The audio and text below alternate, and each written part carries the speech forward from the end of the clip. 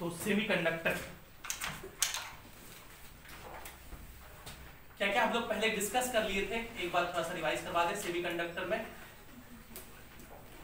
हम लोग सबसे पहले डिस्कस किए थे कि सेमीकंडक्टर, कंडक्टर और इंसुलेटर में क्या फर्क है। सबसे पहले क्या डिस्कस किए थे, सेमीकंडक्टर किसको कहते हैं, और इसका 3-4 बेसिस लिए थे। पहला लिए थे कि भाई इसका रेजिस्टेंस बहुत ज्यादा होता है, रेजिस्टिविटी बहुत, बोलो ना जी, रेजिस्टिविटी बहुत किसके कंपैरिजन में, कंडक्टर के कंपैरिजन, और इंसुलेटर के कंपैरिजन में रेजिस्टिविटी कम है। कंडक्टिविटी की बात करें तो बहुत कम होता है, किसके रिस्पेक्ट में, कंडक्टर के रिस्पेक्ट में। इंसुलेटर के रिस्पेक्ट में ज्यादा होता है। और एक और थ्योरी पढ़े थे हम लोग, valence band theory. Valence band वो कहता है कि हर मॉलिक्यूल में, हर एटम में इलेक्ट्रॉन्स 2 लेवल पे होता है। एक वैलेंस शेल का इलेक्ट्रॉन, और वो जब न्यूक्लियस से थोड़ा दूर हो जाए, डिटैच हो जाए, तो जिस सेल में चला जाता है उसे बोलते हैं वैलेंस कंडक्शन बैंड। क्या बोलते हैं, क्योंकि हायर एनर्जी लेवल पे होता है, और वहां पर अगर इलेक्ट्रिक फील्ड प्रोवाइड करेंगे तो वो इलेक्ट्रिसिटी को कंडक्ट करेगा। तो कोई भी इलेक्ट्रॉन इलेक्ट्रिसिटी को तब कंडक्ट करता है जब वो कहां चला जाए, कंडक्शन बैंड। तो 2 तरह का बैंड होता है, एक को बोलते हैं वैलेंस बैंड, ये वैलेंस बैंड है जो कि लोअर एनर्जी लेवल का होता है, और दूसरा होता है conduction band. Conduction band, conduction band का एनर्जी और वैलेंस बैंड का एनर्जी का बीच का जो गैप होता है उसको ईजी बोलते हैं, एनर्जी गैप, एनर्जी गैप। तो इन केस ऑफ कंडक्टर ये जो एनर्जी गैप होता है वो 0 होता है। ये दोनों बैंड एक दूसरे पर ओवरलैप कर जाते हैं, इसलिए वैलेंस बैंड के इलेक्ट्रॉन आसानी से कहां चले जाते हैं, कंडक्शन बैंड में, इसलिए इजीली कंडक्ट करता है। इंसुलेटर में ये एनर्जी गैप बहुत ज्यादा होता है, तो वैलेंस बैंड का इलेक्ट्रॉन कंडक्शन बैंड में नहीं जा पाता है। जबकि कंडक्टर में ये एनर्जी गैप कम होता है, और कितना कम होता है, 3 इलेक्ट्रॉन वोल्ट से छोटा होता है। इंसुलेटर में 3 इलेक्ट्रॉन वोल्ट से ज्यादा होता है। तो सेमीकंडक्टर में क्या होता है, अगर आप सफिशिएंट अमाउंट ऑफ एनर्जी देंगे तो इलेक्ट्रॉन्स यहां से जंप करके यहां चले जाएंगे। तो इसलिए सेमीकंडक्टर को थोड़ा सा एनर्जी देने पर वैलेंस बैंड के इलेक्ट्रॉन कहां चले जाते हैं, कंडक्शन बैंड में, और एनर्जी को कंडक्ट करते हैं। तो ये हम लोग पढ़े थे, इसको क्या बोलते हैं, वैलेंस बैंड थ्योरी, वीबीटी। ये ध्यान में आ रहा है सब लोगों को। इसके बाद हम लोग पढ़े थे कि सेमीकंडक्टर 2 तरह का होता है। सेमीकंडक्टर 2 तरह का होता है, एक को बोलते हैं इंट्रिंसिक, इंट्रिंसिक का मतलब प्योर सेमीकंडक्टर, जो एलिमेंटल फॉर्म में सेमीकंडक्टर है, जो एलिमेंटल फॉर्म में सेमीकंडक्टर है। जैसे आपका एग्जांपल है सिलिकॉन, जर्मेनियम एटसेट्रा। ग्रुप 14 वाले इलेक्ट्रॉन, ग्रुप 14 वाले एलिमेंट, कौन से एलिमेंट, ग्रुप 14 वाले एलिमेंट। लेकिन इन एलिमेंटल सेमीकंडक्टर केस में, इंट्रिंसिक सेमीकंडक्टर केस में, इनका कंडक्टिविटी बहुत क्या होता है, लो होता है। इनका कंडक्टिविटी क्या होता है, बहुत लो होता है, लो कंडक्टिविटी होता है। तो हम लोग क्या करते हैं, इसमें कुछ इंप्योरिटीज मिलाते हैं, इसको डोपिंग कहते हैं, और इंप्योरिटीज मिला करके इंप्योर सेमीकंडक्टर बनाते हैं। इंप्योर, उसी का क्या नाम है, एक्सट्रिंसिक, या उसी को बोलते हैं डोप्ड सेमीकंडक्टर। और ये कैसे बनता है, तो 2 तरह से बन सकता है। एक बनता है कि ग्रुप 14 में इज डोप्ड विद ग्रुप 13। तो आप जानते हैं ग्रुप 13 में कौन आता है, बाल गंगाधर इंडियन तिलक, बोलो ना जी, बोरोन, एल्युमिनियम, गैलियम, इंडियम वगैरह। तो इसके पास वैलेंस शेल में कितने इलेक्ट्रॉन होते हैं, 3, और ग्रुप 14 में है 4। तो ये 3 इलेक्ट्रॉन तो बॉन्ड बना लेते हैं, एक जगह इसका क्या रहता है, खाली रहता है। तो बहुत सारे होल्स क्रिएट होते हैं, बहुत सारे क्या क्रिएट होते हैं, होल्स। होल्स मतलब वैकेंट स्पेस, इसको ऐसे दिखाते हैं, और इसे हम लोग पी टाइप सेमीकंडक्टर कहते हैं। क्या बोलते हैं, पी टाइप सेमीकंडक्टर। ठीक है, तो पी टाइप सेमीकंडक्टर कब बनता है? जब ग्रुप 14 को डोप करे किसके साथ? ग्रुप 13 के साथ। तो 3 इलेक्ट्रॉन बॉन्ड बना लेगा ग्रुप 13 का, इसके साथ कोवेलेंट बॉन्ड, और ग्रुप 13 के बहुत सारे जगह क्या रहेंगे? खाली रहेंगे, वहां होल्स रहेंगे। दूसरा बनता है जब आप ग्रुप 14 को डोप कर दें, group 14 is doped with group 15। आप जानते हैं ग्रुप 15 में कौन कौन आता है? नाइट्रोजन, फास्फोरस, आर्सेनिक वगैरह वगैरह। तो उनके पास 5 इलेक्ट्रॉन होते हैं वैलेंस सेल में। कितने इलेक्ट्रॉन होते हैं? 5। तो 4 तो ग्रुप 14 वाले के साथ कोवेलेंट बॉन्ड बना लिया, 4 तो ग्रुप 14 वाले के साथ क्या बना लिया? एक एक इलेक्ट्रॉन सबका क्या रहेगा? फ्री रहेगा। 5 होते ना इसके पास, बोलो ना जी। ग्रुप 15 वाले के पास 5 इलेक्ट्रॉन होते हैं ना, तो 4 तो कोवेलेंट बॉन्ड बना लिया और एक क्या रहा? खाली रहा। तो वो कंडक्शन में हेल्प करता है, इसलिए इसको एन टाइप सेमीकंडक्टर कहते हैं। क्या बोलते हैं? और जब पी टाइप और एन टाइप को मिलाते हैं तो क्या बनता है? पीएन जंक्शन बनता है। पीएन जंक्शन बनता है पी टाइप और एन टाइप को मिलाने से। और इस पीएन जंक्शन के फॉर्मेशन के दौरान 2 प्रोसेस इन्वॉल्व होता है, जिसके बारे में बहुत डिटेल में पिछले क्लास में चर्चा किए थे। एक प्रोसेस का नाम होता है डिफ्यूजन और दूसरा प्रोसेस होता है ड्रिफ्टिंग। क्या होता था? याद लाते हैं कि इधर इलेक्ट्रॉन्स ज्यादा हैं, इधर इलेक्ट्रॉन होल्स हैं, मतलब यहाँ पे वैकेंट स्पेस है, यहाँ पे वैकेंट स्पेस है, खाली जगह है। तो इलेक्ट्रॉन का कंसंट्रेशन डिफरेंस है, इधर इलेक्ट्रॉन्स बहुत ज्यादा है और इधर इलेक्ट्रॉन्स है ही नहीं। तो बिकॉज ऑफ कंसंट्रेशन डिफरेंस ये इलेक्ट्रॉन यहां से यहां मूव करते हैं, बाहर बाहर नहीं, ऐसे ऐसे मूव करते हैं। इस प्रोसेस को क्या बोलते हैं? डिफ्यूजन। क्या बोलते हैं? डिफ्यूजन बोलते हैं। लेकिन कुछ देर बाद ये डिफ्यूजन खत्म हो जाता है, क्योंकि जैसे ही इलेक्ट्रॉन्स इधर आते हैं तो यहाँ पर इलेक्ट्रिक फील्ड क्रिएट कर लेते हैं और उस इलेक्ट्रिक फील्ड की वजह से बाकी इलेक्ट्रॉन्स नहीं आ पाते हैं।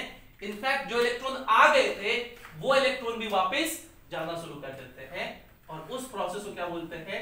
ड्रिफ्टिंग। बहुत डिटेल में इसको पिछले क्लास में समझाए थे, एक एक स्टेप इसका, और इसके डेफिनेशंस एग्जाम में पूछे भी जाते हैं। डिफ्यूजन क्या होता है, ड्रिफ्टिंग क्या होता है, बोर्ड में सब्जेक्टिव में ये 3 नंबर का सवाल खूब आता है कि explain the formation of PN junction. वो पूरा राइट अप हमने लिखवाया था आपसे। तो खैर पीएन जंक्शन में 2 प्रोसेस का नाम याद रखना है आपको, डिफ्यूजन और ड्रिफ्टिंग। शुरुआत में डिफ्यूजन होता है, बाद में ड्रिफ्टिंग होता है, दोनों ऑपोजिट होता है एक दूसरे के। तो जब पी टाइप और एन टाइप को मिलाते हैं तो क्या बनता है? PN junction. इसी को हम लोग डायोड भी कहते हैं और इसको ऐसे दिखाते हैं, जिसको ऐसे दिखाते हैं, इसको बोलते हैं पॉजिटिव साइड और इसको बोलते हैं नेगेटिव साइड, पी साइड और एन साइड। इसी को क्या बोलते हैं? डायोड। और एक टर्म और डिस्कस किए थे डायोड का, बाइसिंग। बाइसिंग का मतलब होता है बैटरी अप्लाई करना। बाइसिंग का मतलब क्या होता है? बैटरी अप्लाई करना, इसके क्रॉस वोल्टेज लगा देना। तो 2 तरह का बाइसिंग होता है। पहला होता है फॉरवर्ड बाइसिंग। पहला क्या होता है? Forward biasing. फॉरवर्ड बाइसिंग में क्या होता है? अगर ये डायोड है तो इसके पॉजिटिव टर्मिनल को बैटरी के पॉजिटिव टर्मिनल से कनेक्ट कर दो और निगेटिव टर्मिनल को बैटरी के निगेटिव टर्मिनल से कनेक्ट कर दो, तब ये डायोड करंट को कंडक्ट करता है। तब यहां से पॉजिटिव से करंट निकलता है और इस डायोड के थ्रू करंट कंडक्ट करता है। तो फॉरवर्ड बाइसिंग में डायोड कंडक्ट्स। डायोड क्या करता है? कंडक्शन करता है करंट का। दूसरा बताए थे रिवर्स बाइसिंग। दूसरा क्या बताए थे? Reverse biasing. और रिवर्स बाइसिंग में क्या होता है? हम लोग डायोड लेते हैं, ये डायोड का पॉजिटिव टर्मिनल है, ये निगेटिव है। डायोड के पॉजिटिव टर्मिनल को बैटरी के निगेटिव से और डायोड के निगेटिव टर्मिनल को बैटरी के पॉजिटिव से कनेक्ट करते हैं। तो इस केस में करंट फ्लो नहीं करता है, यहां से पॉजिटिव टर्मिनल से कोई करंट नहीं निकलता है, डायोड कंडक्ट नहीं करता है। Diode does not conduct. और इस बात को अगर ग्राफिकली दिखाएं, इसका करंट और वोल्टेज का ग्राफ दिखाएं, करंट और वोल्टेज का ग्राफ दिखाएं, ये वाले ग्राफ के लिए वोल्टेज को पॉजिटिव कहेंगे इस वाले केस के लिए, और इस वाले केस के लिए वोल्टेज को निगेटिव कहेंगे। तो अगर ग्राफ बनाएंगे तो उसमें ऐसा ग्राफ होता है, करंट बढ़ता है और कर्व के अनुसार बढ़ता है, लीनियरली नहीं बढ़ता है। इसका मतलब ये ओम्स लॉ को फॉलो नहीं करते हैं। Diodes are non ohmic conductor.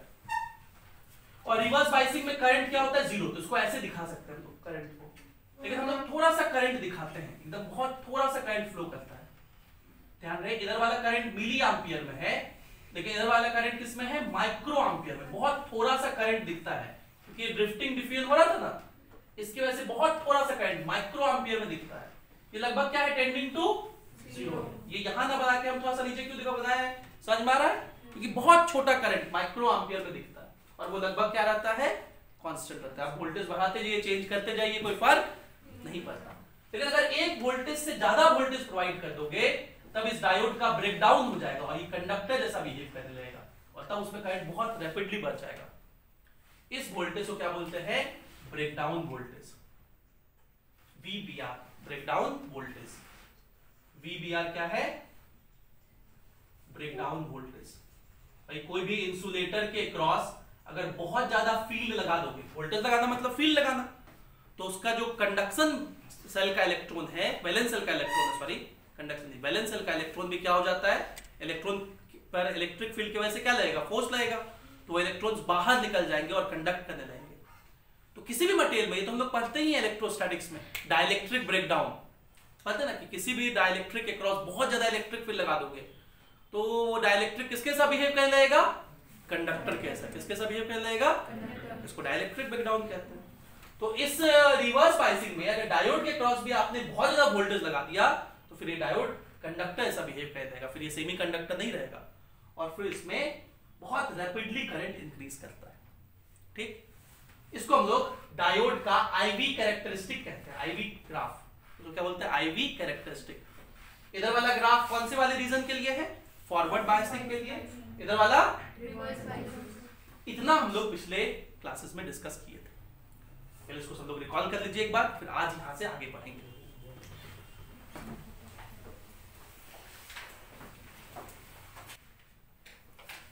तो अब हम लोग को पढ़ना है कुछ डायोड का एप्लीकेशन। जो डायोड हम लोग पढ़े ना, तो डायोड के बारे में हमें दो बात याद रखना है कि फॉरवर्ड बायसिंग में डायोड कंडक्ट करता है और रिवर्स बायसिंग में कंडक्ट। और रिवर्स बायसिंग में एक ऐसा वोल्टेज होता है जिस पर ब्रेकडाउन हो जाता है तो वो क्या बन जाता है, कंडक्टर हो जाता है। तो पहला एप्लीकेशन जो डायोड का आपको पढ़ना है वो आपके पेज नंबर 483 पर है और उसका नाम है रेक्टिफायर। क्या नाम है, तो हेडिंग लिखिए, application of diode as rectifier. Application of diode as rectifier. तो पहला हम लोग क्या पढ़ना है, रेक्टिफायर। रेक्टिफायर, रेक्टिफायर पहले क्या होता है समझ ले। आप जानते हैं कि आपके पास जो एसी इनपुट होता है, आपके घर में यहाँ पे जो आया है वो कैसा लाइन आता है, एसी। लेकिन आपको अपना मोबाइल चार्ज करना है, मोबाइल तो डीसी पे काम करता है, तो आपके घर में क्या आया है, एसी, और आपके मोबाइल को क्या चाहिए, डीसी। तो एसी में क्या होता है, तो इनपुट एसी जो है वो कुछ ऐसा दिखता है। अगर मैं उसका वोल्टेज और टाइम का ग्राफ बनाऊं या करंट और टाइम का, तो ऐसा ग्राफ मिलता है ना। कुछ समय के लिए पॉजिटिव होता है, कुछ समय के लिए फिर positive and so on negative.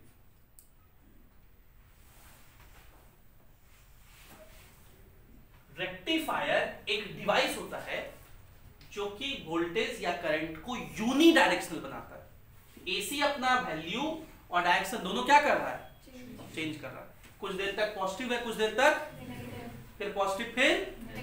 Rectifier एक डिवाइस है जो इसको क्या करता है, यूनी डायरेक्शनल बनाता है। क्या क्या बनाता है, तो रेक्टिफायर दो तरह का होता है।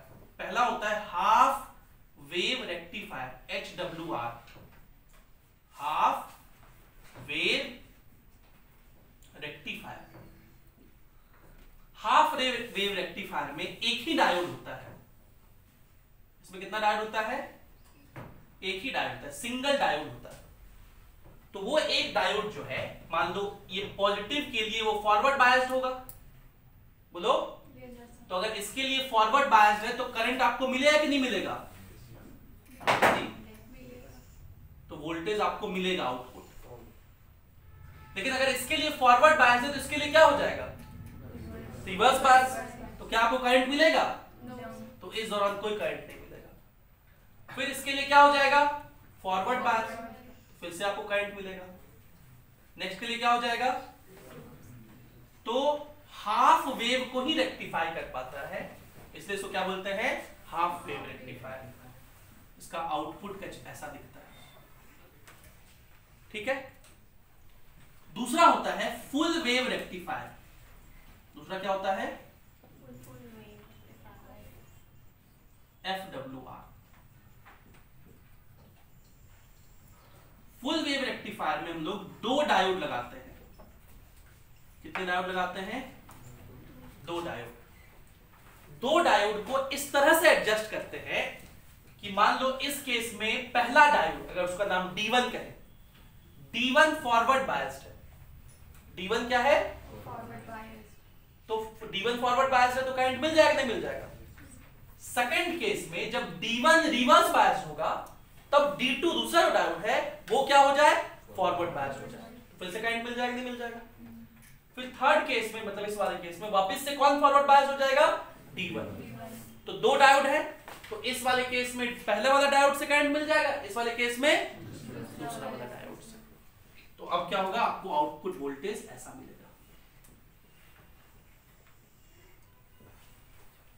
पहले केस में भी फॉरवर्ड बायस वाले से D1 से मिला, D2 से मिला, D1 से मिला, D2 से मिला।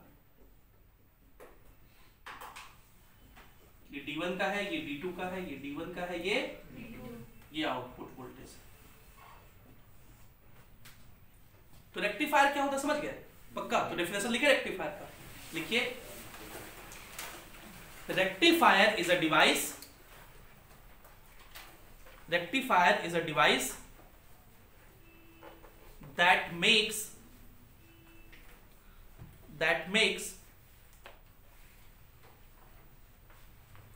alternating current unidirectional।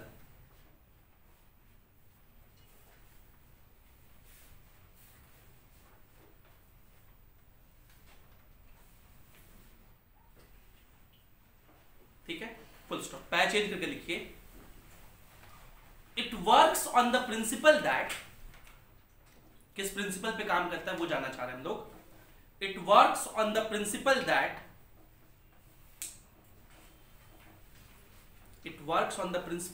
when alternating voltage, इसको बोलते हैं alternating voltage, when alternating voltage is applied across a diode,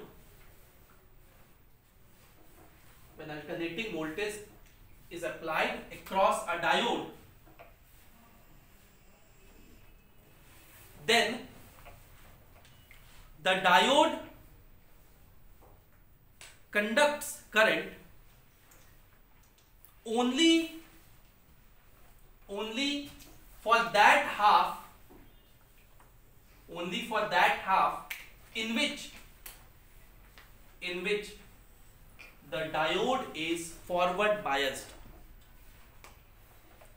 the diode is forward biased, समझ गए? बायस्ड। क्या ये यहां जो बात समझाए और जो लिखवाए वो समझ में आ गया आप लोग को? रेक्टिफायर क्या होता है समझ गए? कितने तरह का होता है? 2 तरह का। अब इसका सर्किट भी आपको ध्यान में रखना है, ठीक है। इसका सर्किट बनाने ये आपके एनसीईआरटी में दिया हुआ है। तो ये देखिए इनपुट एसी है। अभी हम हाफ वेव रेक्टिफायर का दिखा रहे हैं। ये क्या है? Input AC. इस इनपुट एसी को हम लोग एक ट्रांसफार्मर से कनेक्ट कर दिए। ये क्या बना हुआ है? ट्रांसफार्मर। इसको हम लोग क्या बोलते हैं? ट्रांसफार्मर। और इसके साथ एक ही डायोड लगा हुआ है।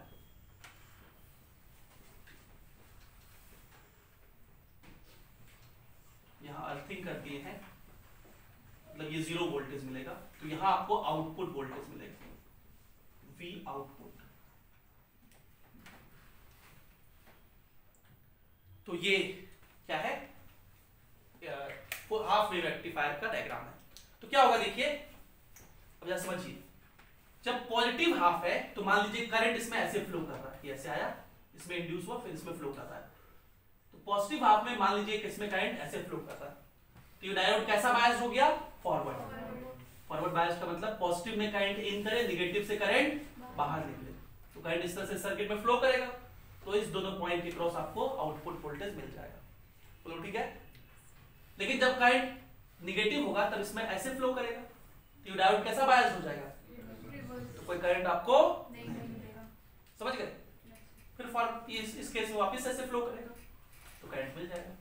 तो ये कैसा वेव रेक्टिफायर कहते हैं, full wave, sorry half wave rectifier. Full wave rectifier का अगर डायग्राम देखें तो उसमें 2 डायोड होता है। कितने डायोड होते हैं, 2 डायोड। फिर से ये एसी इनपुट है, इनपुट एसी, और यहां ट्रांसफार्मर लगाया है, और ये जो ट्रांसफार्मर होता है बड़ा स्पेशल होता है, इसमें 3 वाला लाइन होता है इसमें। तो इसमें 2 ही लाइन है, एक लाइन ये, दूसरा लाइन ये, 2 ही वायर इससे निकला है, इससे 3 वायर निकलता है, इसलिए इसको सेंटर टैप ट्रांसफार्मर बोलते हैं। क्या बोलते हैं, क्योंकि इसमें से 3 लाइन निकलता है, एक लाइन इसके बीच से भी निकलता है ऐसा। और ये जो बीच वाला लाइन होता है इसको हम लोग अर्थ कर देते हैं, अर्थ कर दिए, ये लाइन ऐसे पास किया, और यहां से भी एक लाइन ऐसे पास करते हैं। अब हम लोग एक डायोड इसमें यहां लगा देते हैं, और दूसरा डायोड इस वाले लाइन में लगा दिए।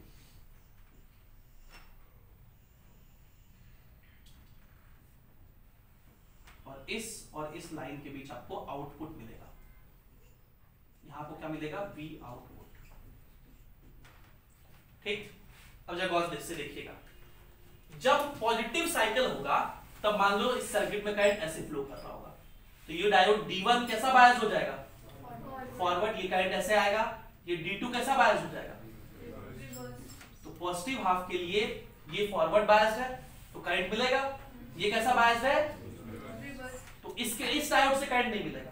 लेकिन देखो सर्किट में हम लोग आउटपुट वोल्टेज यहां से इसके बीच निकाल रहे हैं, तो ये तो करंट कंडक्ट कर रहा है कि नहीं कर रहा, ये देखो यहाँ पे ये करंट कंडक्ट कर रहा है, ये अलग सर्किट है एक पार्ट। बोलो। फिर सेकंड केस में जब करंट इसमें ऐसे घूमेगा तब ये D2 क्या हो जाएगा, फॉरवर्ड बायस, तो इस बार इसके थ्रू करंट पास कर जाएगा, इसके थ्रू पास, तो भी वोल्टेज मिल जाएगा। समझ रहे हैं। तो सिंपल सा लॉजिक है, 2 डायोड है तो एक फॉरवर्ड बायस होता है, दूसरा क्या होता है, रिवर्स। जब ये फॉरवर्ड तब ये रिवर्स, जब ये रिवर्स ये फॉरवर्ड तो दूसरा होता है रिवर्स। तो एक फॉरवर्ड एक रिवर्स करके करंट निकाल लेते हैं। और इसमें एक ही डायोड है, तो जब ये फॉरवर्ड होता है तब करंट मिलता है, जब रिवर्स होता है तो करंट, इजी पीजी ज़ैपेड इजी। समझ गए। अब आपका काम है कि रेक्टिफायर के बारे में भी जानना। अभी जो 12th क्लास में आपका स्टैंडर्ड है, आपका बस यही काम है कि ये होता ऐसा है बस। जब सेम चीज आप इलेक्ट्रॉनिक्स इंजीनियरिंग में पढ़ेंगे तो लेवल बाय लेवल जब आप फर्स्ट सेमेस्टर में होंगे तो आपको फिर से ही पढ़ाया जाएगा, लेकिन उस बार फिर से पढ़ाया जाएगा कि ये जानना है, लेकिन थोड़ा सा इससे डेप्थ में। तो आपके 2 क्लासेस होंगे, एक होगा इसका थ्योरी का क्लास, थ्योरी वाले टीचर प्रोफेसर आएंगे, वो आपको ये समझा देंगे देखो ऐसा होता है, और फिर आप लैब में जाकर के ये बनाओगे, मदरबोर्ड पे वो पूरा बना करके ये एक्सपेरिमेंट करके देखोगे बेसिक इलेक्ट्रॉनिक्स इंजीनियरिंग लैब में। फर्स्ट सेमेस्टर में, फर्स्ट सेकंड सेमेस्टर में यही करना है, कुछ सबको करना होता है। फिर जैसे ही आप अपना इलेक्ट्रॉनिक्स इंजीनियरिंग डिपार्टमेंट में जाएंगे, पहला ईयर में तो डिपार्टमेंट नहीं मिलता, सेकंड ईयर में मिलता है आपको डिपार्टमेंट। तो जब आप डिपार्टमेंटल स्टडी करेंगे तो फिर आपको इसका पूरा डेप्थ में पढ़ना है, और यही पूरा इलेक्ट्रॉनिक्स इंजीनियरिंग है। तो ऐसे ऐसे जो भी आज हम लोग पढ़ेंगे वही चीज आगे चल के आपको इलेक्ट्रॉनिक्स इंजीनियरिंग में पढ़ना है। इसलिए चैप्टर्स इंट्रोड्यूस किए गए हैं ताकि आप जान लें कि आपको इलेक्ट्रॉनिक्स इंजीनियरिंग में क्या पढ़ना है। समझ गए। इसको नोट कर लीजिए।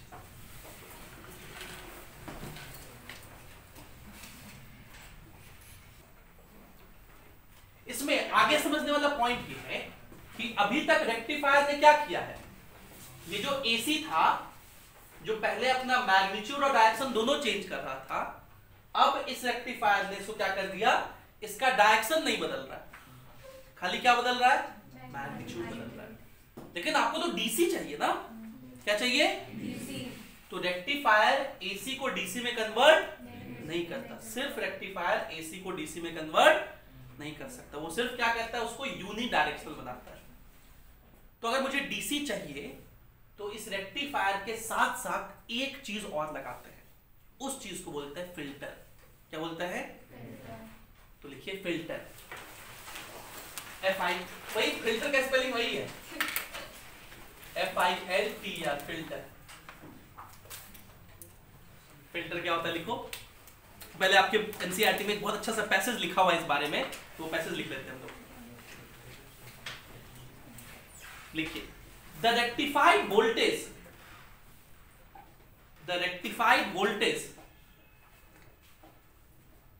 from rectifier, the rectified voltage from rectifier is in the form of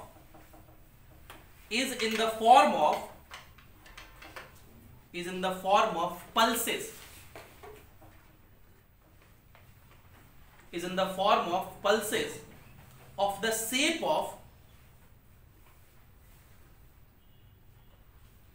shape of half sinusoids, SINU, sinusoids, SOIDS। ये साइन का ग्राफ का आधा है ना, तो उसको क्या बोलते हैं, हाफ साइनोसॉइड्स। और ये पल्स है, पल्स मतलब वेरिएबल है, ठीक है, कांस्टेंट, फुल स्टॉप। दो इट इज यूनिडायरेक्शनल, यद्यपि ये एक ही डायरेक्शन में फ्लो कर रहा है, दो, THOUGH, दो it is unidirectional, comma it does not have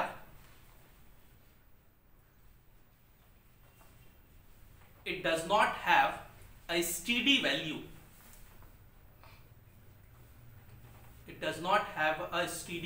value, full stop। to get steady DC output,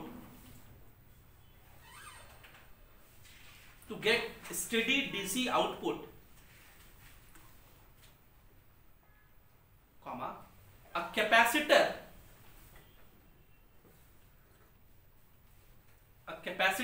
is connected in parallel with the load। अच्छा, यहां जब हम वोल्टेज लिख रहे हैं ना, ये वाला,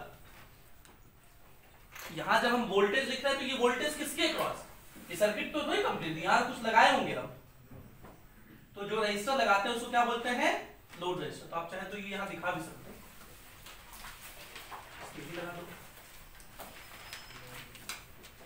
वोल्टेज किसके क्रॉस निकालोगे, कोई रजिस्टर लगाओगे तब ना, उसको क्या बोलते हैं हम लोग, लोड रजिस्टर, क्या बोलते हैं, load register.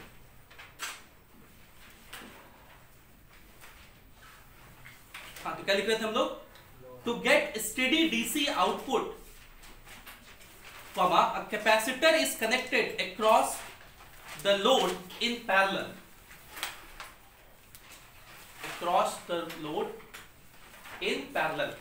or an inductor is connected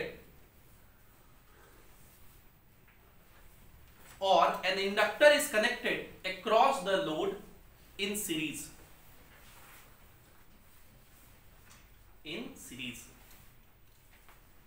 full stop।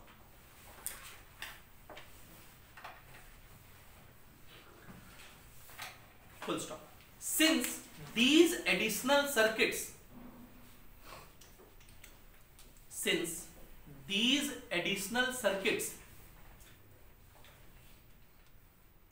appear to filter out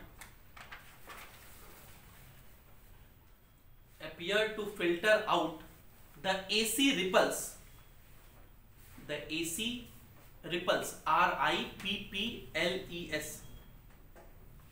and gives a pure DC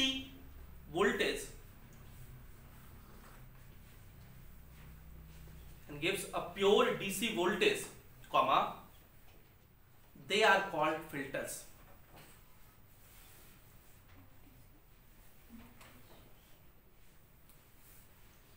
They are called filters. तो क्या होगा, फिल्टर क्या होता है? तो ये तो एसी इनपुट है, तो ये एसी इनपुट आप लगा दिए, एसी इनपुट किसके क्रॉस लगा दिए? फिल्टर के क्रॉस। अब हम ब्लॉक डायग्राम बना रहे हैं, ये क्या लगा दिया? फुल वेव रेक्टिफायर, सॉरी किसके क्रॉस लगा दिए? ये रेक्टिफायर, ये जो पूरा है इसको हम बस यहां दिखा रहे हैं, और यहां क्या है? एक लोड लगा हुआ है RL, ठीक, ये यही चीज है। अब अगर आपको डीसी चाहिए तो इस लोड के क्रॉस एक कैपेसिटर किसमें लगा दीजिए? पैरेलल में। अगर इंडक्टर लगाना है तो इस लोड के किसमें लगा दीजिए? सीरीज में। तो फिर क्या होगा? तो जो यहां से आउटपुट मिलेगा वो ऐसा दिखेगा। अगर उसका डायग्राम अपन बनाएंगे तो शुरू में तो थोड़ा बढ़ेगा, लेकिन फिर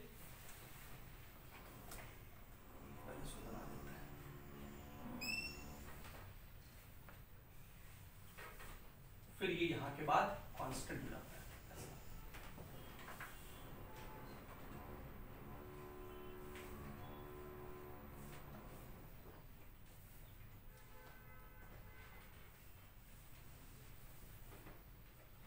समझ में आ रहा है क्या है, कैसा डायग्राम है?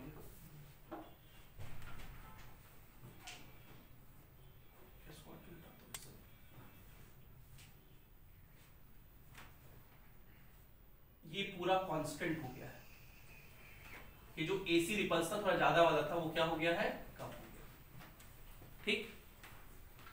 शुरुआत में लेकिन थोड़ा सा देर के लिए, बहुत छोटे से समय के लिए ये थोड़ा सा इंक्रीजिंग होता है, लेकिन उसके बाद क्या हो जाता है? एक कांस्टेंट वैल्यू गेन कर लेता है। कैसे गेन कर लेता है? अगर आप थोड़ा सा मैकेनिज्म जानने में इंटरेस्टेड हो तो मैं एक पॉइंट बता दे रहा हूं। होता यह है कि जब आप इसके क्रॉस लगाए तो आपको पता है कि कैपेसिटर या इंडक्टर ये एनर्जी स्टोरिंग डिवाइसेस है। क्या है? Energy storing device. तो वो एनर्जी को क्या कर लेंगे? स्टोर कर लेंगे। जैसे ही वोल्टेज जब कम होगा तो ये वो एनर्जी से वोल्टेज प्रोवाइड करके आपको वोल्टेज क्या मेंटेन करके रखेंगे? कांस्टेंट, है ना। तो इसलिए हम लोग कैपेसिटर या इंडक्टर का इस्तेमाल करते हैं, और इस सर्किट को क्या बोलते हैं? फिल्टर। तो अब फिल्टर से जो आउटपुट मिलेगा आपको ऐसा मिलेगा। ये क्या हो गया? ऑलमोस्ट क्या है? ये वोल्टेज कांस्टेंट। समझ गए? तो उसके नीचे ये डायग्राम और ये ग्राफ बना लीजिए, ये आउटपुट है फिल्टर का।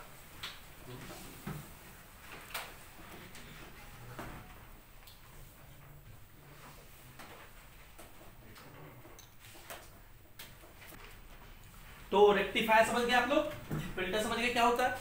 पक्का? अगला हेडिंग डालिए, सोलर सेल। सोलर सेल क्या? आप लोग जानते तो होंगे थोड़ा बहुत। सोलर सेल क्या होता है? क्या जानते हैं सोलर सेल के बारे में बताइए। लाइट गिरता है तो वो उसमें बैटरी चार्ज हो जाता है, बैटरी बन जाता है ना। तो उसमें भी कुछ ऐसा ही होता है। उसमें एक पीएन जंक्शन होता है, एक डायोड होता है, पी टाइप और एन टाइप। जब लाइट फॉल करता है तो इलेक्ट्रॉन्स इधर उधर मूव करते हैं, जिसके वजह से क्या क्रिएट होता है? पोटेंशियल डिफरेंस क्रिएट होता है, ठीक।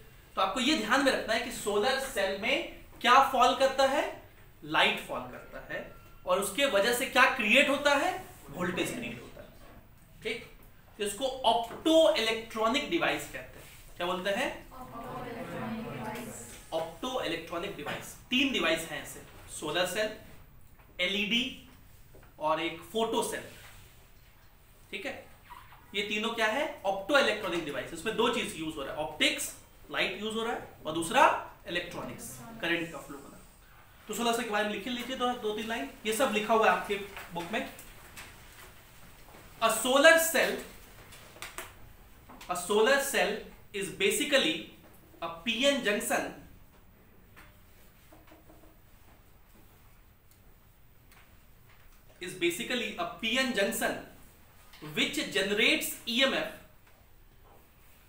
which generates EMF when solar radiation when solar radiation falls on it.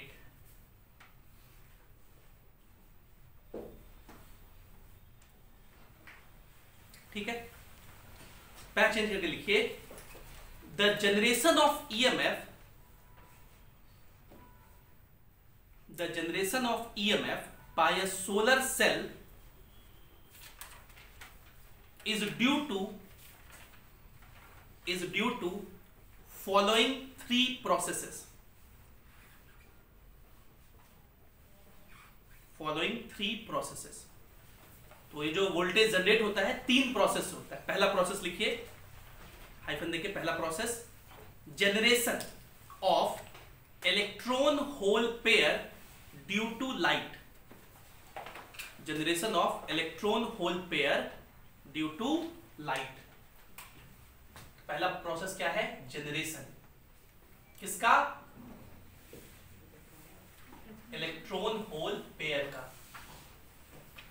और ये तभी जनरेट होगा जब h न्यू क्या है? एनर्जी ऑफ इंसिडेंटिंग फोटोन, वो क्या हो? एनर्जी गैप से ज्यादा हो. एनर्जी गैप से ज्यादा हो. तो ये कंडीशन में लिख लीजिएगा, h न्यू. ये न्यू क्या है? Frequency of incidenting photon. जैसा फोटो इलेक्ट्रिक इफेक्ट में आपने पढ़ा होगा, फ्रीक्वेंसी ऑफ फोटोन. तो पहला प्रोसेस क्या होता है? जनरेशन. लाइट आया, उससे क्या जनरेट हुए? इलेक्ट्रॉन होल पेयर जनरेट होता है. दूसरा प्रोसेस होता है सेपरेशन. लिखिए, दूसरा process separation.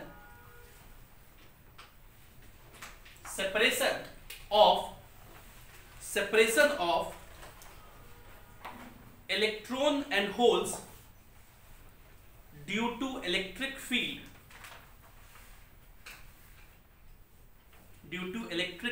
of depletion region. Depletion region क्या होता है? वो जब पीएन जंक्शन फॉर्म करता है तो बीच का जो रीजन होता है उसे क्या बोलते हैं? Depletion region. Separation of electron and holes due to electric field of depletion region. Full stop. उसी में आगे, electrons are swept to n side. Electrons कहाँ जाते हैं? n side जाते हैं. Electrons are swept to n side and holes are swept to p side. And holes are swept to p side. और आखिरी है कलेक्शन. थर्ड प्रोसेस क्या है? Collection.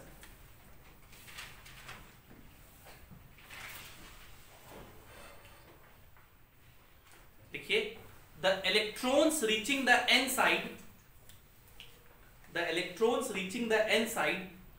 Are collected by the front contact. Front contact मतलब जिस पर light सामने से फॉल करता है ना. सोलर सेल देखे आप, सोलर पैनल, उसमें दो सरफेस होता है ना. एक सामने वाला रखते हैं जो ब्लू कलर का होता है जिस पर लाइट आता है, और एक पीछे वाला होता है. तो ऊपर वाले को बोलते हैं फ्रंट और पीछे वाले क्या बोलते हैं? बैक. तो सिंपल सा लैंग्वेज है. तो क्या लिख रहे थे हम लोग? The electrons reaching the N side are collected by the front contact and the holes reaching P side are collected by back contact.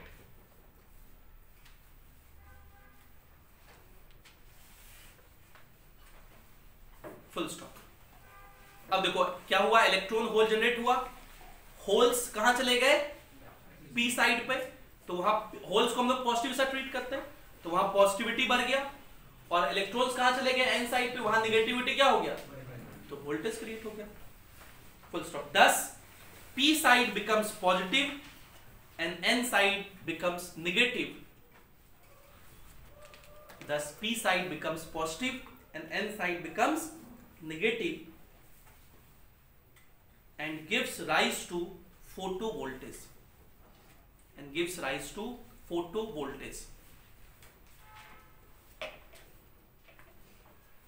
ये चैप्टर इसलिए बहुत जगह नहीं पढ़ाया जाता है. हम लोग के टाइम तो नहीं पढ़ाया जाता था क्योंकि ये थ्योरी है. ये बात आपके बुक में लिखा हुआ है और बहुत आसान है समझना. ठीक है, तो आप खुद से भी समझ सकते हैं. लेकिन फिर भी हम पढ़ा दे रहे हैं ताकि क्योंकि आपका काम क्या हो जाए, आसान हो जाए, आपको ये लाइंस ढूंढने ना पड़े। मैंने ऑलरेडी इंपॉर्टेंट लाइंस ढूंढ करके आपको लिखवा दिया। अच्छा, इसका सर्किट डायग्राम अगर आप देखना चाहें, सर्किट डायग्राम मतलब बेसिक सर्किट डायग्राम।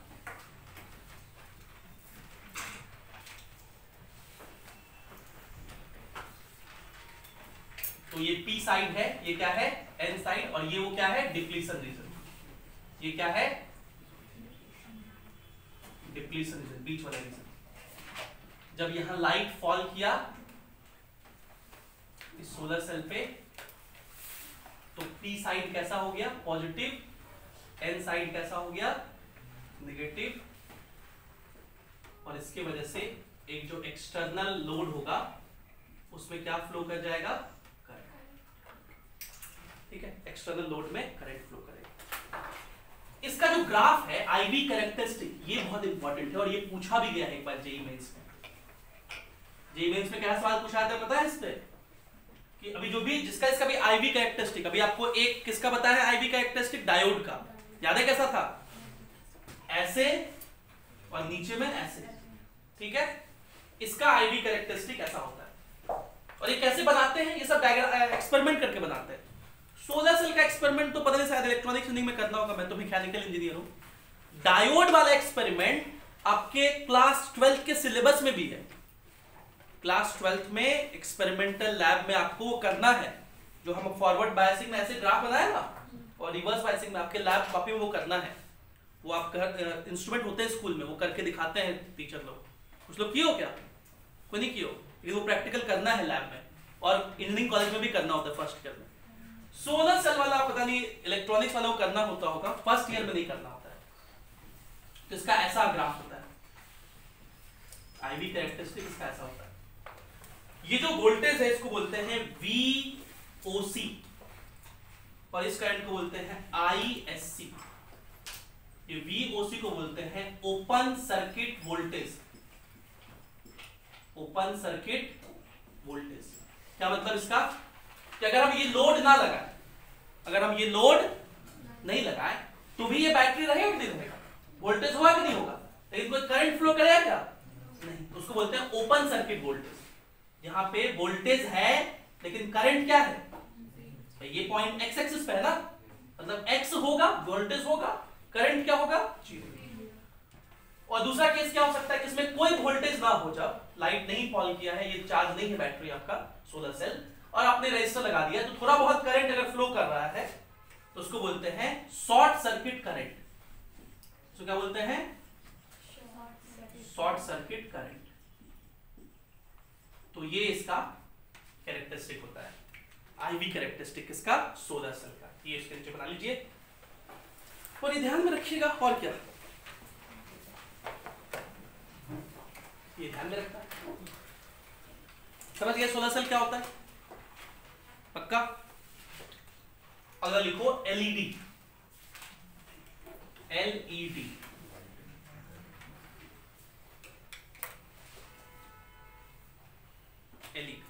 इसमें तो थोड़ा सर्किट वगैरह भी था, LED में तो खाली थ्योरी ही लिखना है।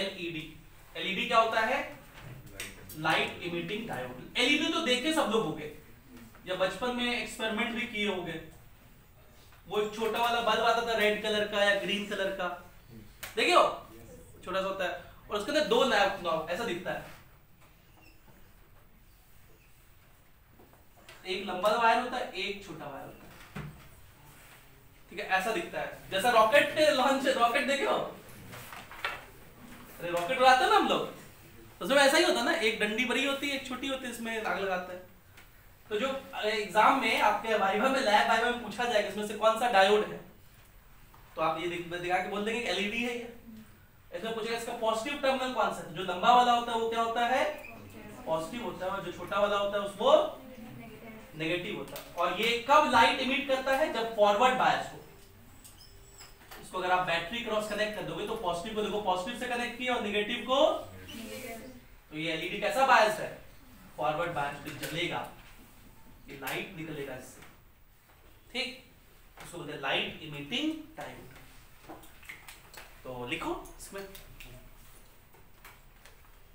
LED is a heavily doped heavily doped का क्या मतलब होगा? बहुत ज्यादा इंप्योरिटी इसमें मिलाया जाता है। LED is a heavily doped PN junction which under forward bias, so कैसा बायस किए हैं? Forward bias. सोलर सेल कैसा बायस था? बोलो ना जी, बोलो। कोई बायस नहीं था सर। कहां लगाए थे कोई वोल्टेज? लगाए थे इसमें कोई वोल्टेज?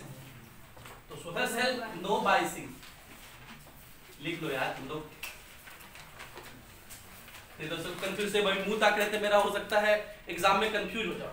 सोलर सेल में कोई बाइसिंग, एलईडी में कैसा बाइसिंग? Forward biasing. क्या लिखे? It is heavily doped PN junction which under forward bias emits spontaneous radiation. Emits spontaneous radiation.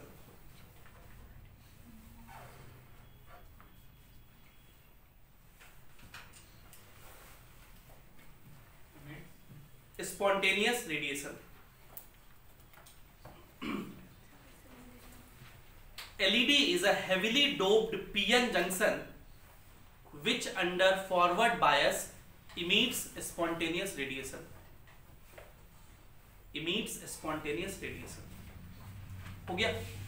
आप चाहो तो डायग्राम बना सकते हो छोटा सा। ऐसा कोई डायग्राम बुक में नहीं दिया हुआ है, हम बस समझाने के लिए बना दिए। अमन ठीक बा? समझ में आ रहा है? दूसरा प्लैनेट पे नहीं ना है, मार्स पे। दिमाग यही है ना? क्या पढ़ा रहे? अभी कौन सा टॉपिक पढ़ा रहे? पक्का? इससे पहले क्या पढ़ा है? उससे पहले बोलो ना जी। देखो दिमाग उसका दूसरे प्लैनेट पे था। सोलर सेल से पहले क्या पढ़ा है जी? कॉपी पलट के तो बता दे, लिखा है क्या? फिल्टर नहीं पढ़ा है? अच्छा उसी में बना नहीं डायग्राम आप लोग। इसमें एक दो ना फैक्चुअल बात है, वो पूछा तो नहीं जाना चाहिए, लेकिन नीट और जेईई मेंस का कोई भरोसा नहीं है, ठीक है? तो कभी ये पूछ सकता है। फैक्चुअल एक पॉइंट लिखा हुआ है, लिखिए। The compound gallium arsenide phosphide. लिख लेंगे आप लोग कि मैं स्पेलिंग लिख दूं? गैलियम आर्सेनाइड फॉस्फाइड, डी है। The compound gallium arsenide phosphide, और इसका सिंबल होता है GaAs1 - X PX। अब ये ऐसा सिंबल क्यों होता है? केमिस्ट्री वाले सर से पूछना, ठीक है? शायद कुछ कुछ इंप्योरिटीज की वजह से ऐसा सिंबल होता है।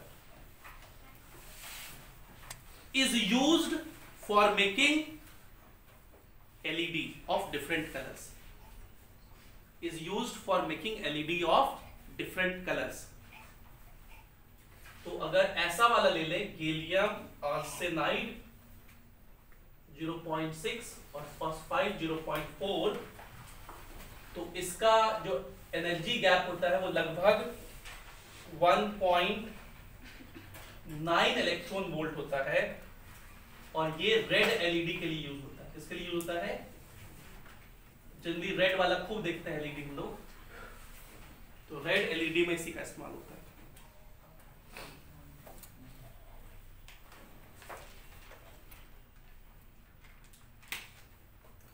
ठीक है?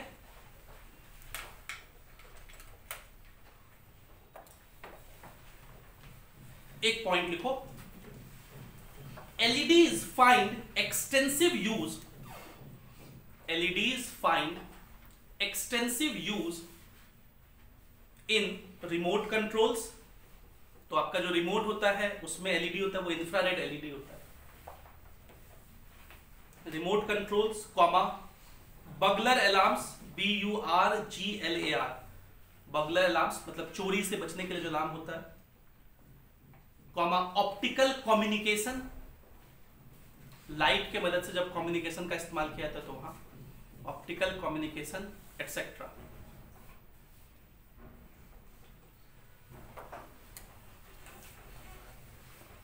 वो ऐड एक आता है, पता नहीं आता है कि नहीं आता है, मैंने तो खुद ऑब्जर्व किया था जब ये खूब आता था। वो इरफान खान है ना, अब तो उसका देहांत हो गया। इरफान खान तो जानते, वो इंग्लिश, हाँ अंग्रेजी मीडियम कुछ वैसा पिक्चर वाला, हाँ पिछले साल शायद उसका देहांत हो गया ना। वो एक ऐड लाता था सिस्का एलईडी वाला, Syska LED light years ahead, सुने थे? एलईडी नहीं लगवाया तो पैसे कैसे बचाए। तो ये जो एलईडी होता है, पहले अभी जितना ये ट्यूबलाइट वगैरह लगा हुआ है सब एलईडी है, वो वाला ट्यूबलाइट कन्वेंशनल है, और ये वाला क्या है? एलईडी। हम लोग घर में एलईडी क्यों लगाते हैं? क्योंकि बहुत लो पावर कंजम्पशन होता है। पहले वो येलो वाला बल्ब चलता था पुराने जमाने में, इनकैंडेंस बल्ब कहते थे उसको। वो क्या होता था, बहुत जल्दी फ्यूज हो जाता था, ज्यादा दिन तक नहीं चलता था। एलईडी लगवाइए और भूल जाइए। वो आजकल सहवाग का एक ऐड आता है ना, फिनोलिक्स पाइप, एक बार लगवाइए और हमारा नाम। तो एलईडी भी वैसे बहुत लॉन्ग दिन तक चलता है, बहुत कम वोल्टेज लेता है, बहुत कम पावर लेता है, और बहुत जल्दी जल जाता है। आप अगर वो वाला नॉर्मल ट्यूबलाइट देखते होंगे जो पुराने वाला गोल वाला आता था, वो धीरे धीरे बुक करके जलता था, तुरंत नहीं जलता था। और एलईडी वगैरह क्या होता है, तुरंत जल जाता है, मतलब क्या बोलते हैं उसको, इग्नाइट होने का टाइम बहुत कम होता है। तो ये एलईडीज का बहुत फायदा है। तो कभी भी पूछा आता है कि एलईडीज क्यों फायदेमंद है बाकी सबके रिस्पेक्ट में, और वो आपके एनसीईआरटी में लिखा हुआ है, ये पॉइंट लिख लो। LEDs have following advantage, LEDs have following advantage over conventional. LEDs have following advantage over conventional incandescent spelling होता है ऐसा,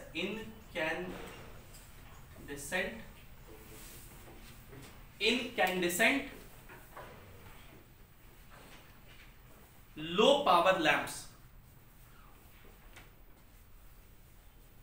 तो हाइफन देखिए, पहला लिखिए लो पावर लैंप्स, हाइफन देखिए पहला लिखिए low operational voltage and less power, कम वोल्टेज में भी चलता है और कम पावर भी चाहिए। Low operational voltage and less power. Second, fast action and no warm up time is required. यही बोलना था वर्ड मुझे, फास्ट एक्शन होता है, जल्दी ये लाइट हो जाता है। Fast action and no warm up time is required.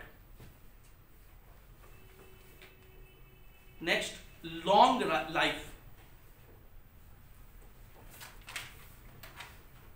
ये तीन जो रीजन है उसके वजह से एलईडीज का हम लोग खूब इस्तेमाल करते हैं। Long life. एसी में वर्क करते हैं, डीसी में?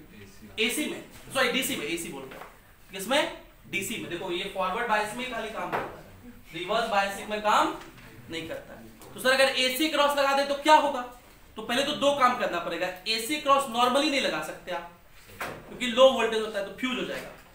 तो आप वो दिवाली में लाइटनिंग क्यों एलईडी लाइट का क्यों? तो उसके साथ एक ब्लैक कलर का वो देता है जिसको दबाते हो आप, तो वो बेसिकली अडेप्टर होता है। वो क्या होता है, जैसे हम लोग का फोन का चार्जर होता है वो वैसा ही होता है। तो जब आप उसमें लगा दो तो वो क्या करता है, वही फिल्टर करके वोल्टेज को क्या कर देता है, कम कर देता है और डीसी के लायक बना देता है, और फिर इससे फ्लो करवाता है वो, ताकि बल्ब जले। और फ्लो करवाने के लिए बड़ा स्पेशल उसमें यूज होता है। एक होता है कि आप एक नॉब उसका दबाइए तो जलते रहेगा कॉन्स्टेंटली, मतलब कॉन्स्टेंटली वो फॉरवर्ड बायस को करके रखा है। एक ऐसा होता है कि दबाइए तो वो जलेगा बुझेगा, जलेगा बुझेगा, ऐसा होता है ना। तो वो क्या होता है कि इसको चेंज करते रहता है, forward bias, reverse bias, forward bias, इस तरह करके। अब हम लोग तो है नहीं वो लाइट केमिस्ट्री कि उसका स्टडी करें। अगला लिखें, थर्ड लिखिए फोटो डायोड। क्या लिखेंगे हम लोग? Photo diode. फोटो डायोड, हाँ जाओ। अगला लिखिए फोटो डायोड।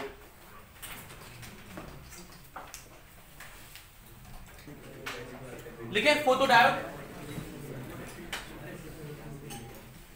देखिए फोटो डायोड जो होता है ये बिल्कुल वैसा ही है जिस लाइट आता है, जैसे उसमें हम लोग पाए थे सोलर सोलर सेल में क्या होता है, लाइट आ रहा था, वो बैटरी सा बिहेव कर रहा था और करंट फ्लो कर रहा था।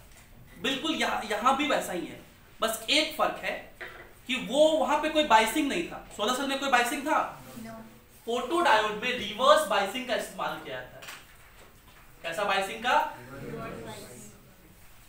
तो अभी दो डिवाइस आपको मिलेंगे, दो चीज और पढ़ना, फोटो डायोड और जेनर डायोड। जेनर डायोड भी रिवर्स बायस होता है और फोटो डायोड भी रिवर्स बायस कंडीशन में इनका इस्तेमाल करते हैं। अब रिवर्स बायस में तो हम लोग देखे थे कि एक रीजन के बाद जल जाता है, तो उसको बड़ा स्पेशल टाइप से बनाया जाता है। जेनर डायोड तो रिवर्स ब्रेकडाउन में ही काम करता है, तो बड़ा स्पेशल टाइप से इनको बनाया जाता है। अब कैसे बनाया जाता है वो आपको नहीं जानना है, वही तो इलेक्ट्रॉनिक्स इंजीनियरिंग में पढ़ना है। यही तो जिज्ञासा अपने मन में डेवलप करिए, जो उनके मन में डेवलप हो जाए वो आगे चल के क्या बन जाओगे, इलेक्ट्रॉनिक्स इंजीनियर बन जाओगे। तो फोटो डायोड किस में काम करता है? रिवर्स बायस में। तो इसमें क्या होता है, एक इस तरह से पी टाइप, जैसा सोलर सेल में था वैसा ही,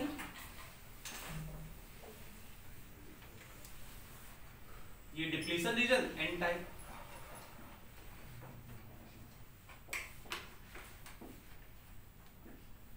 लाइट फॉल करता है। बस ये पहले से क्या रहता है, रिवर्स बायस रहता है।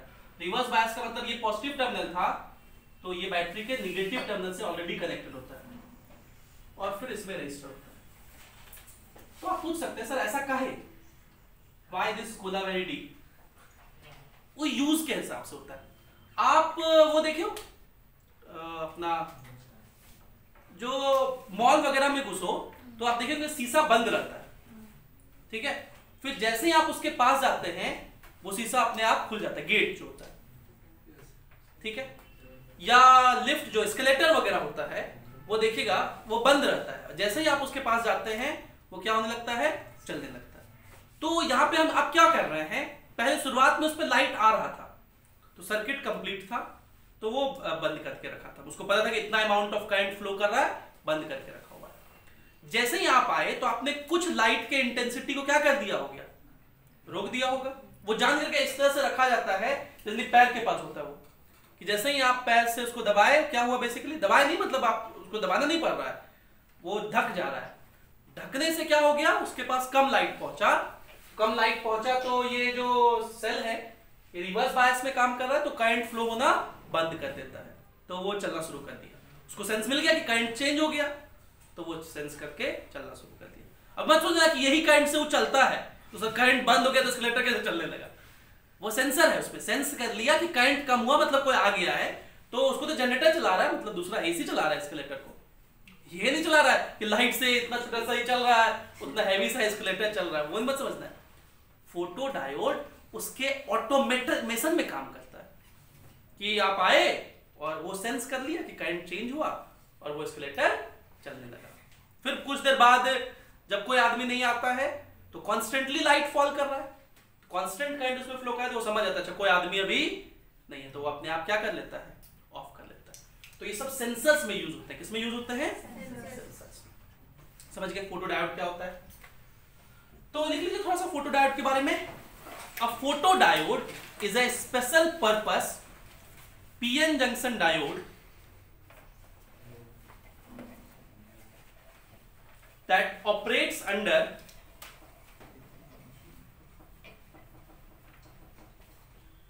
operates under reverse bias condition, that operates under reverse bias condition,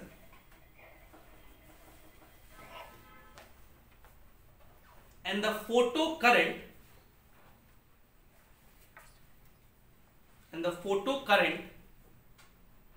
depends upon the intensity of light.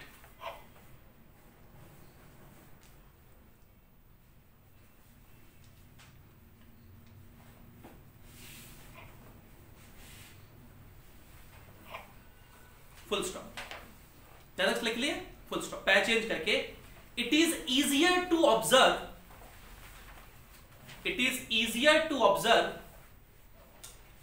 change in current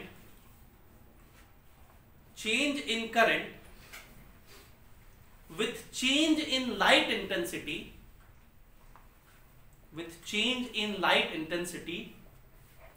if reverse bias is applied, if reverse bias is applied, तो क्यों reverse bias करके रखते, समझ में आया? क्योंकि reverse bias में intensity के चेंज होने से करंट में चेंज होना बहुत इजीली मेजर किया जा सकता है। लेकिन आप लोग सोच रहे हैं कैसे सर, इसको थोड़ा समझाइए। तो हमने आपसे एक बात कहा था कि रिवर्स बायस कंडीशन में करंट माइक्रो एम्पियर में होता है, बहुत कम होता है।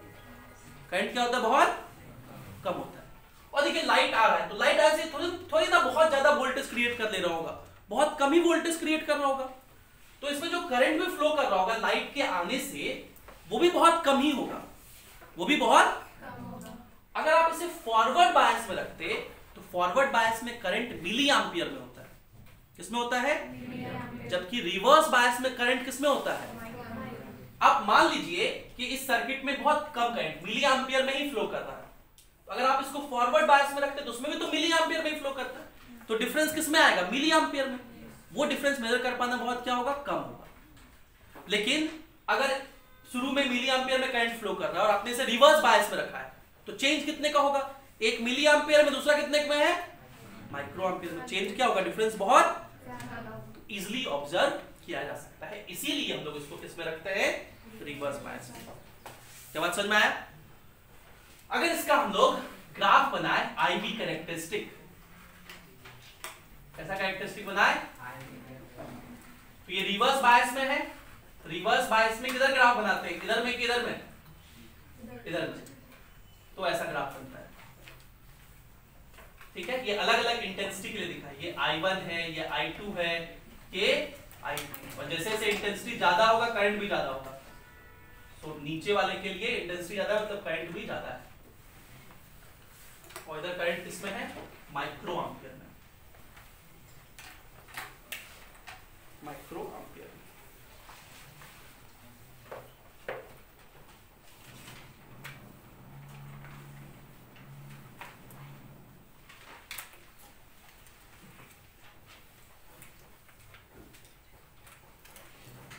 इसको देखिए और फिर आखिरी एक टॉपिक थोड़ा सा डिस्कस करें, जेनर डायोड। उसी से न्यूमेरिकल भी बनता है, और कैसे न्यूमेरिकल बनता है वो भी हम लोग देखेंगे।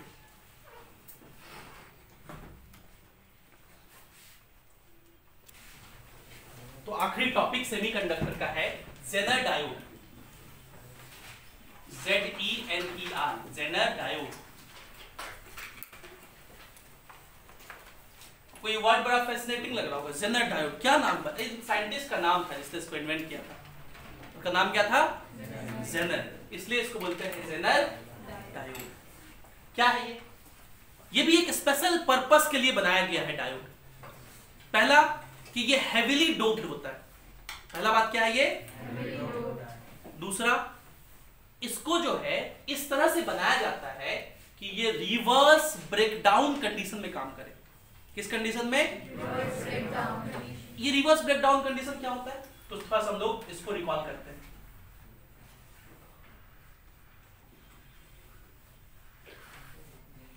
किसी भी डायोड का ये होता है रिवर्स कैरेक्टरिस्टिक। ये क्या होता है?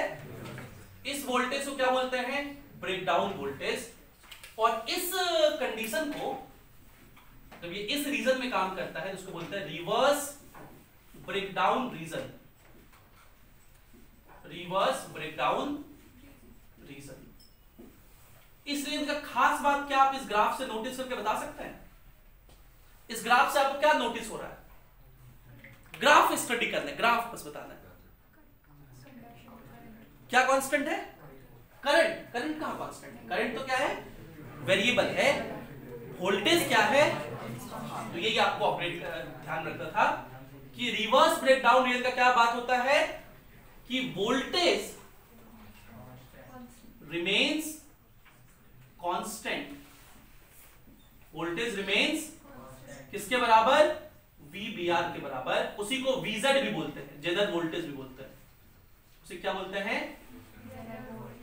जेनर वोल्टेज भी। But current varies. But current. तो जेनर डायोड क्या है? एक स्पेशल पर्पस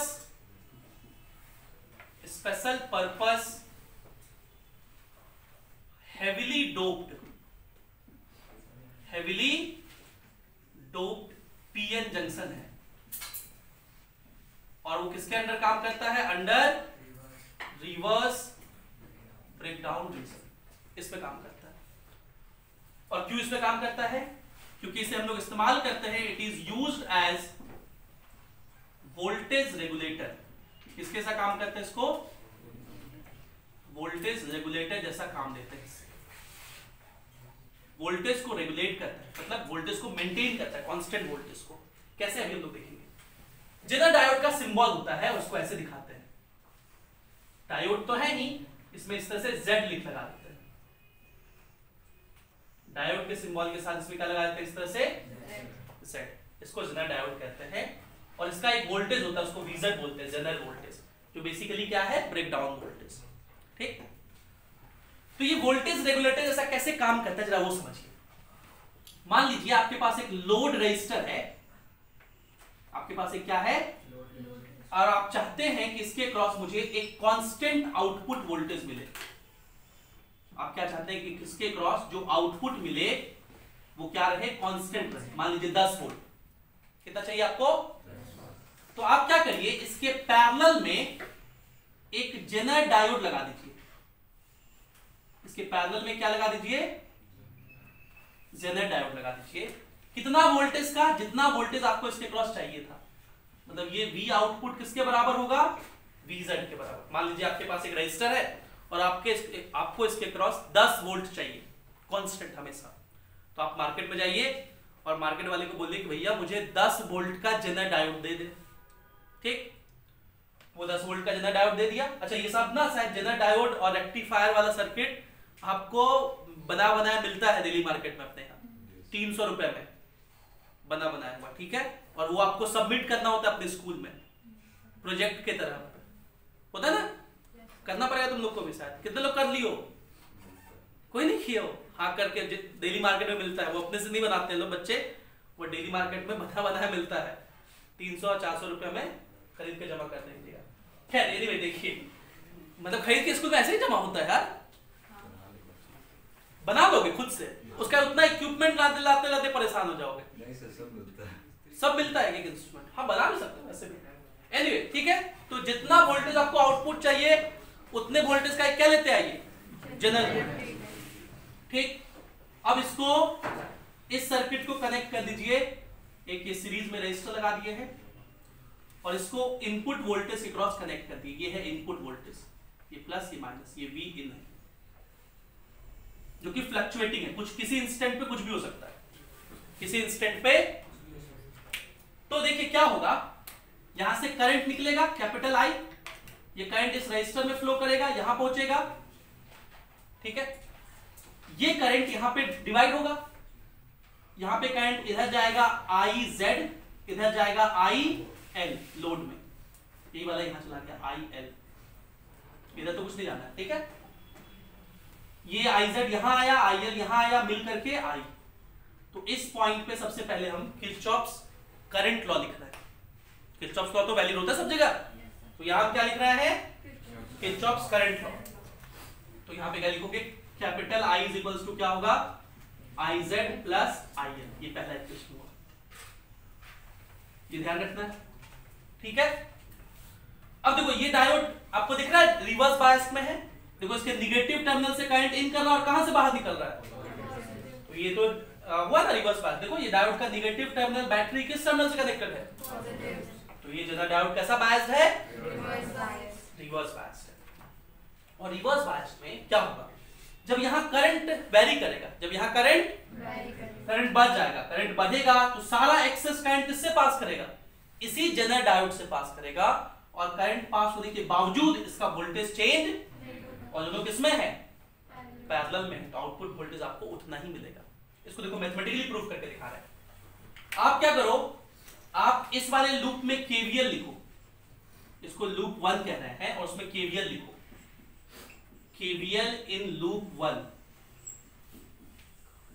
केवीएल तो लिख सकते हैं, किरचॉफ्स वोल्टेज लॉ लिखिए। यहां से चलिए, इसमें कोई ड्रॉप नहीं, इसमें कितना ड्रॉप? रजिस्टर में तो ड्रॉप ओम्स लॉ के अकॉर्डिंग चलता है, I इंटू R, तो क्या लिखोगे? IL into RL। बोलो, यहां चले, डायोड में हम लोग वो IR नहीं लगा सकते, लेकिन ये तो जेनर डायोड है ना। कैसा डायोड है? इसका तो वोल्टेज पता है, इसके क्रॉस कितना है VZ, और हम लोग करंट की अपोजिट चल रहे हैं सेम डायरेक्शन में, करंट के तो अपोजिट चल रहा है, तो क्या लिखोगे -VZ।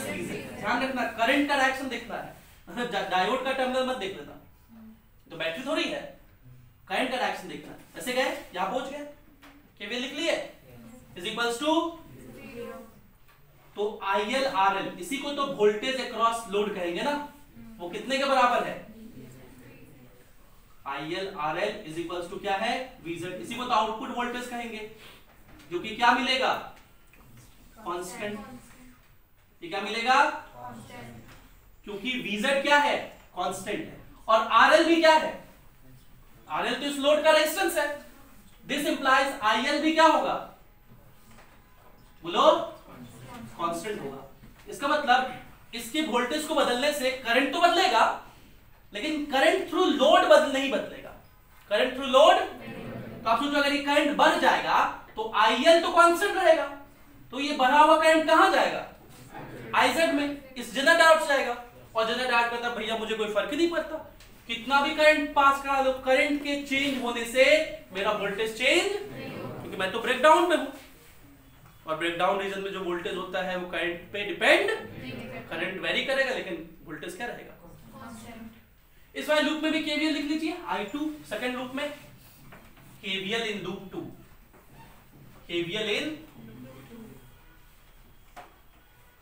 क्या लिखेंगे यहां से चलिए, क्या लिखोगे I into RS, I into RS, इसमें क्या लिखोगे VZ प्लस VZ, जो करंट के डायरेक्शन चले, प्लस VZ, इसमें क्या लिखोगे -V in, यहां नेगेटिव पे पहुंचा ना, बैटरी है नेगेटिव पे, -V in is equals to 0। तो ये पहला इक्वेशन था, ये दूसरा इक्वेशन था, और ये तीसरा इक्वेशन था। इस पे न्यूमेरिकल्स भी पूछे आते हैं, आपको ये सर्किट ध्यान में रखना है, इसमें कुछ वैल्यूज दे करके कुछ वैल्यूज पूछेगा। जैसे इसमें एक एग्जांपल भी आपके एनसीईआरटी में दिया हुआ है, और बिल्कुल वैसा ही सवाल जेईई मेंस में पूछा भी गया है, मैं एग्जांपल बोल दे रहा हूं खाली। क्वेश्चन है कि in a Zener regulated power supply a Zener diode with VZ is equals to 6 volt is used for regulation। तो क्या दिया हुआ है VZ कितना दिया हुआ है 6 volt। The load current is to be 4 milliampere, load current दिया हुआ है IL, कितना दिया हुआ है 4 milliampere। और अगर जनरल करंट पूछे तो उसमें लिखा हुआ है कि आप जनरल करंट को 4 गुना मान लीजिए, सॉरी 5 गुना मानने का है, सॉरी 5 टाइम्स, कितना मानने का है 5 टाइम्स, क्वेश्चन में लिखा हुआ है, क्वेश्चन में नहीं लिखा, बाद में सॉल्यूशन में लिखा है इसको। लोड करंट कितना लेना है 4 मिली एम्पियर, और जनरल करंट उसका 5 गुना लेना है, तो ये 4 है तो ये कितना हो गया 20, तो कैपिटल आई निकल गया कि नहीं निकल गया इस वाले इक्वेशन से, बोलो कैपिटल आई विंडो बना। कह रहा है कि आगे कह रहा है कि अनरेगुलेटेड इनपुट जो है वो 10 वोल्ट है, ये 10 वोल्ट है किसी इंस्टेंट पे, ये 10 वोल्ट भाई, ये तो अनरेगुलेटेड है, चेंज कर रहा है, फ्लक्चुएट कर रहा है, तो 10 वोल्ट मतलब कब किसी इंस्टेंट पे, अगर किसी इंस्टेंट पे ये 10 वोल्ट है और उस इंस्टेंट पे ये सब डेटा दिया हुआ है कि IL 4 मिली एम्पियर है, ये कितना है बोलो ना जी 5 गुना, तो 20 हो गया, तो I हो जाएगा 24 मिली एम्पियर। V in भी पता है हम लोग को, तो इस वाले इक्वेशन में क्या क्या पता है, V in पता है कि नहीं पता है 10, VZ 6 और ये 24। तो पूछा बताइए ये सीरीज रजिस्टर कितने का हो, उस वाले से नहीं निकल जाएगा, बुझे बोलो ना जी, समझ में आया, यही क्या था डायोड एंड सेमीकंडक्टर। वक्त आगे कहने का कि किसी श्री रेवा खंडे डायोड एंड सेमीकंडक्टर समाप्त। इसके बाद एक टॉपिक है ट्रांजिस्टर भी है, वो हमारे सिलेबस का पार्ट नहीं है, उसे हमारे सिलेबस से हटा दिया गया है, लेकिन फिर भी प्रणव सर उसको बहुत डिटेल में आपको पढ़ाएंगे, खुद इलेक्ट्रिकल इंजीनियर है, तो वो इसको पूरा डिटेल में 4, 6.5, 4, 5, 6 घंटा में खूब पढ़ाते हैं, ठीक है। तो लेकिन उसके लिए आप लोग को 2 काम करना पड़ेगा, पहले उनसे रिक्वेस्ट करना पड़ेगा कि ऐसा पढ़ाइए सर, और दूसरा अपने अंदर वो जिगरा रखना पड़ेगा कि आप उतना इन डेप्थ स्टडी कर सकें, ठीक है। तो वैसा अगर रख पाएंगे तो ठीक है, नहीं तो इतना काफी है। Bye bye, take care, thank you.